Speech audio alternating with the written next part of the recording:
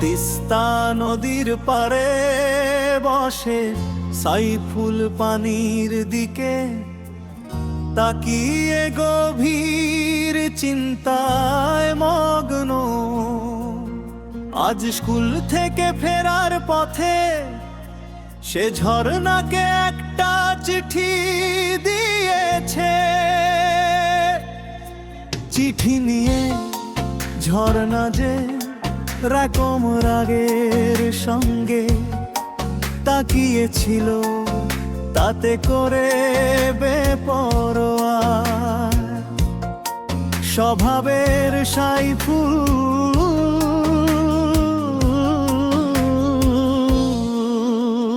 প্রথমে একটু ভয়ে পেলেও পরক্ষণে বলেছিল, রাগ করো আর যাই করো, চিঠিটা পড়ার পর করো। চিঠিটা কি সে না পড়ে ছিঁড়ে ফেলেছে, না পড়ে ছিঁড়েছে?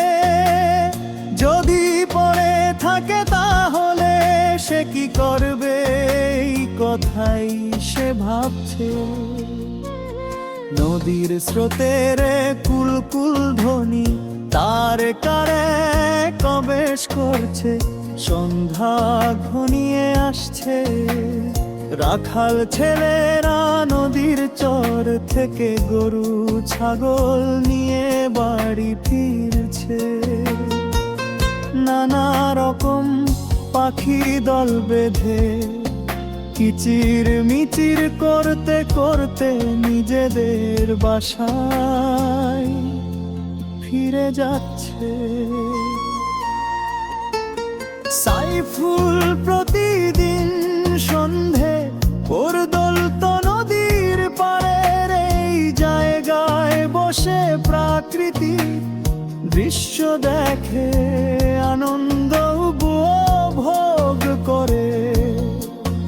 আজ কোনো দিকে তার খেয়াল নেই, গ্রামের মসজিদ দেখে মাগরিবের আজান শুনে স্থাপদে নামাজ পড়ার জন্য মসজিদের দিতে যেতে যেতে ভাবলো, ঝর্ণাকে চিঠিটা দেয়া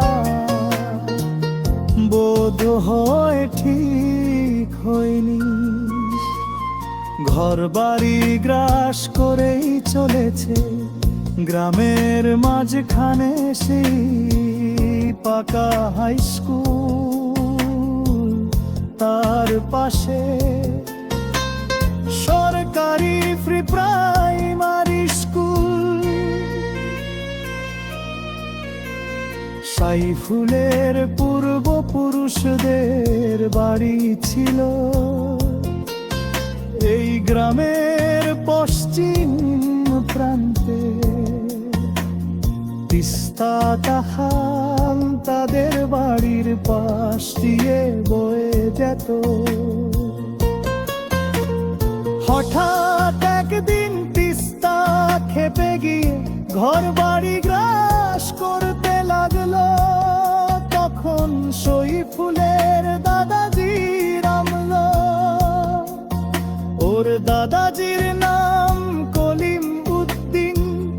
কলিম উদ্দিনের মস্তু ভিটা,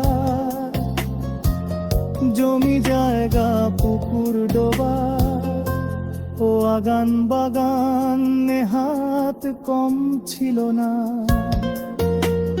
তিস্তা সব কিছুকে রয়ে নিয়ে তাকে পথের ভিখারি করে দিল। শেষে কলিম উদ্দিন নাকি গ্রামের শ্বশুরে একটা বড় জমিতে দুখানা বেড়ার ঘর উঠিয়ে বাস করতে লাগলেন। 12 মাস যার বাড়িতে কামলারা কাজ করত, সে এখন অন্যের বাড়িতে কামলাগিরি করে সংসার চালায়। তার একমাত্র ছেলে সমান, সেও বাপের সঙ্গে অন্যের কেদো খামারে কামলাগিরি করছে। যে বছর এক রকম নিঃস্ব হয়, কলিমুদ্দিন এই গ্রামে চলে আসেন সে বছর ওসমান এসো এসো শীতে। ভালো রেজাল্ট করেও আর পড়াশোনা করতে পারেনি কলিমুদ্দিন। নিজের ভাগ্যের দুরবস্থার কথা চিন্তা করে দিনের পর দিন দিনের ধারেন কলিমুদ্দিন হেরমিক লোক।